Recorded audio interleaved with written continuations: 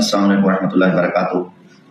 وہ مرد نہیں جو ڈر جائے حالات کے خونی منظر سے، جس دور میں جینا مشکل ہو اس دور میں جینا لازم ہے۔ ہمیں بہت افسوس ہے کہ ہمارا دشمن بزدل ہے اور نالائق ہے۔ میں گھر پہ موجود ہوں، الحمدللہ میں پاکستانی ہوں، میں 4 قومی اسمبلی کے الیکشن جیتا ہوں اور ایک پرامن شہری ہوں۔ میں گھر بیٹھا ہوں، گھر میں نے پروگرام کیا، دوست احباب آئے اور ہم نے ایک پرامن جو ہے نا میسج دیا پاکستان کے لیے، قوم کے لیے، مگر ہمارا جو دشمن ہے وہ سامنے نہیں آتا، وہ رات کی تاریکی میں آ کے وہ بزدل حرکتیں کرتا ہے، وہ چھاپے مارتے ہیں۔ دیکھیں کہ آپ کیا کر رہے ہو، آپ ریاست کو کس طرف لے کے جا رہے ہو۔ آپ آئیں ہماری چادر چار دیواری کا تقدس پامال کریں اور ہماری ماؤں بہنوں کے پردے اتاریں، تو کون آپ کو معاف کرے گا، کون آپ کو رعایت دے گا؟ یہ تو دہشت گرد کرتے ہیں۔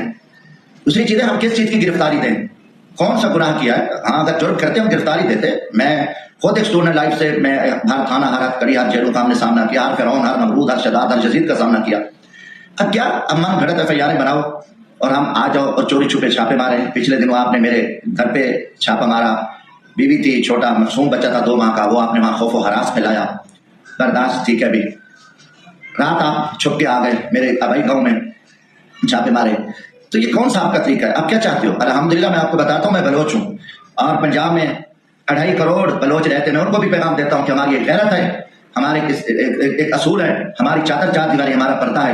ہم اب نہیں برداشت کر سکتے ٹھیک ہے سیاست کے پیچھے ہم خاموش بنیں اور ہم بے غیرت بن جائیں۔